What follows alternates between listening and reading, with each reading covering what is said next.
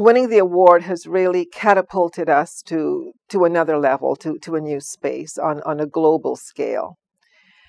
And it's really started an international movement because it gave us the mandate, the enhanced credibility, and I think that the responsibility to share this simple idea really on a global scale, because there was a lot of interest in Doha when we accepted the award, because I think it was something new. There's a lot of conversation in the integration, in the equity area, but nothing in diversity and leadership. So there was a lot of interest. Within 10 months, we had a learning exchange in Toronto where 20 cities from across the globe came for a 3-day learning exchange on diversity on board, in terms of the nuts and bolts of it, how they could take pieces of it and adapt it to their own local context, or the energy was so electric, the enthusiasm was there, and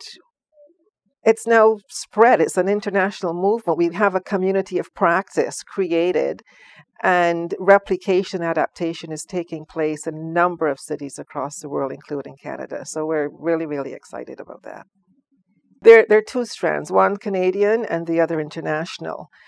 And that the structures of the organizations might be different. Their mandates might be slightly different.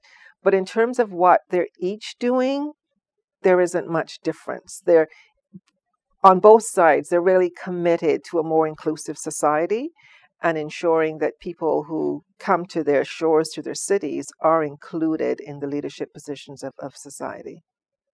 Year 2 is going to be a very busy one as we go beyond now to implementation. So we are creating a national hub in Toronto, which would serve all the cities.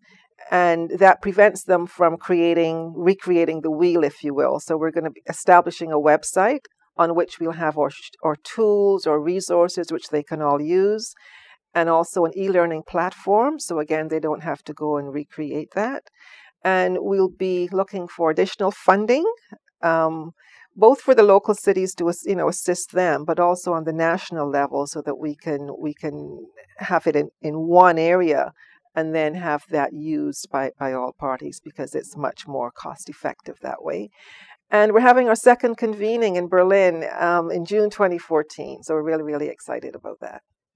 Working with all these different organizations has been a reaffirmation of the passion and commitment and dedication that people in this space have to, again, ensuring that when we bring or when we accept newcomers to our shores, that they don't become excluded from every facet of society, including leadership, including positions of power and influence.